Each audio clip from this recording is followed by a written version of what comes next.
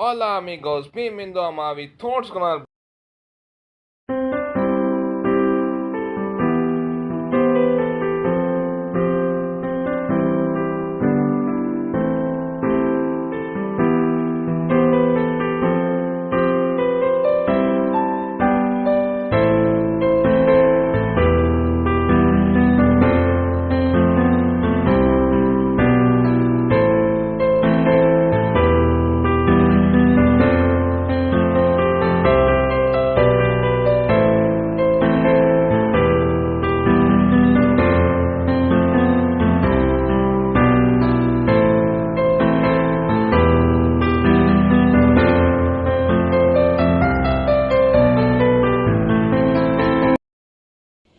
Olhem essa mousse maravilhosa, durinha. Eu gosto de que fique essa consistência aqui. Eu coloquei leite em pó, coloca na geladeira e tá perfeito. É aquela coisa pra quê? Eu nunca fui. Mousse de maracujá. De vez por uma salada.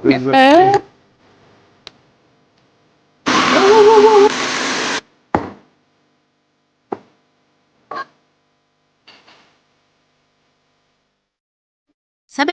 To make a video like this, but becoming a mother and having a daughter completely changed what I'm willing to stay silent about. Before I talk about my time working at Mr. Beast at a C-suite level, I would just like to briefly introduce myself. My name is Lorraine Mavromatis. I was born and raised in Brazil. For the last 10 years of my life, I dedicated it to studying and analyzing the social media space from the inside out. And I just completely fell in love with the content creation process. And that passion eventually led me to wanting to work with brands and work on their social media strategies. And that's what eventually led me to Mr. Beast. I was interviewed by the CEO and Jimmy Donaldson, Mr. Beast himself. I was hired on the spot. I led teams. I oversaw creative and operations across multiple platforms. But most importantly, I saw how things worked from the inside. Unfortunately, it didn't really take me too long to realize that things were not how they.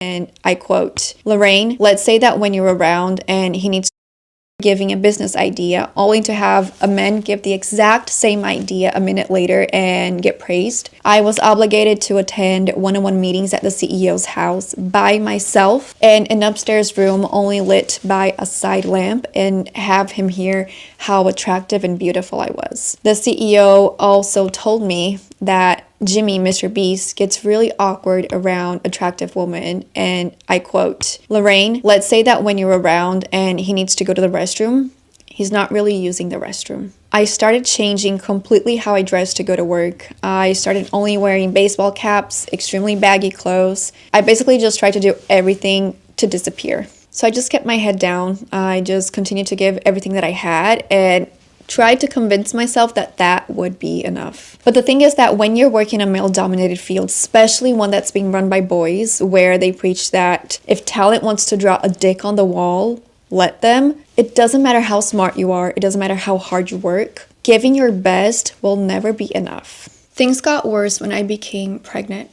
I had approved maternity leave signed off by HR, and I had agreed that I would work up until my last day of pregnancy. I said, while I'm in labor on my way to the hospital, I will call you, and that's when I want my maternity leave to start. On paper, it sounded beautiful, but in reality, it meant nothing. I was at the hospital in labor in a team meeting. 1 week postpartum, still healing, sleep deprived, emotionally and physically exhausted. I was already back to work. Less than a month postpartum, going through postpartum depression, and I had to hop on a plane, fly out of the country to work on a main channel shoot and leave my newborn baby behind.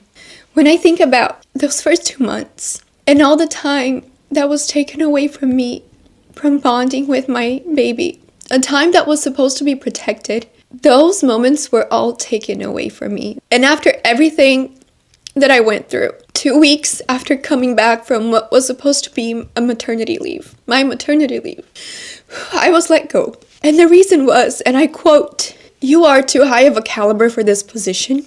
We need someone of a lower caliber.